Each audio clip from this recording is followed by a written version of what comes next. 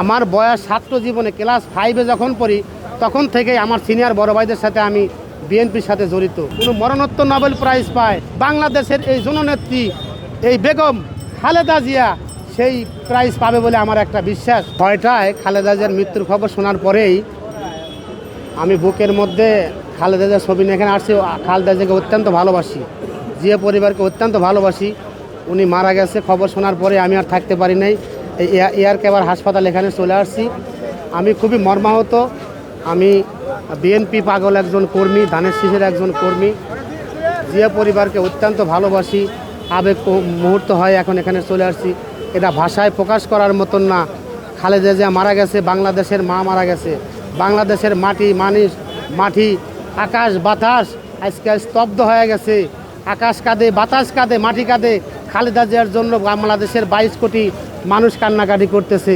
আমি নিজের কান্নাকাটির কথা আর প্রকাশ করতে পারবো না। বুকের মধ্যে যে জ্বালাতন শুরু হয়েছে সে জ্বালা আর প্রকাশ করতে পারবো না। খালেদা জিয়াকে অত্যন্ত ভালোবাসি। এটা ভালোবাসার বহিঃপ্রকাশ, আসলে এটা কথা বলে শেষ করতে পারবো না। আমার বয়স ছাত্র জীবনে ক্লাস 5-এ যখন পড়ি তখন থেকেই আমার সিনিয়র বড় ভাইদের সাথে আমি বিএনপির সাথে জড়িত।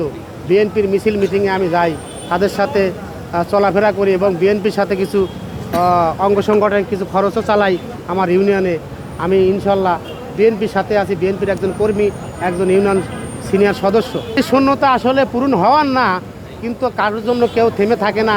আল্লাহর ডাকে উনি সাড়া দিয়ে গেছেন, এটা অভাব অপূরণীয়, এটা পূরণ হওয়ার না। তারপরও আমাদের তারেক জিয়া বাংলাদেশে আসছে, উনি গণতন্ত্রের জন্য একটা ধারক এবং বাহক।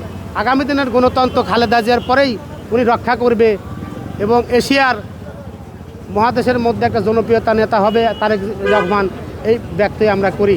এবং খালেদা জিয়া আগামীতে এই গণতন্ত্রের জন্য যে যুদ্ধ করে গেছে এশিয়া মহাদেশের মধ্যে, এরকম নেত্রী পাওয়া কঠিন, বিশ্বনেত্রী। আগামীতে যদি গণতন্ত্রের জন্য, দেশের শান্তির জন্য যদি কোনো নোবেল প্রাইজ পায়, কোনো মরণোত্তর নোবেল প্রাইজ পায়, আশাবাদী যে নরওয়ে নোবেল প্রাইজ যদি দিয়ে থাকে, গণতন্ত্রের জন্য যদি দেয়, বাংলাদেশের এই জননেত্রী এই বেগম খালেদা জিয়া সেই প্রাইজ পাবে বলে আমার একটা বিশ্বাস। আর খালেদা জিয়ার কবরটা যেন ঢাকার মধ্যেই হয়, আমরা জনগণের পক্ষ থেকে বলবো যে জিয়ার কবরের পাশেই যেন তার কবর সমাহিত করা হয়। তাহলে আমরা একসাথেই ওখানে দুইজনকে আমরা দেখতে পাবো, দোয়া করতে পারবো। দেশে দেশে সবার সাথে দ্য নিউজ।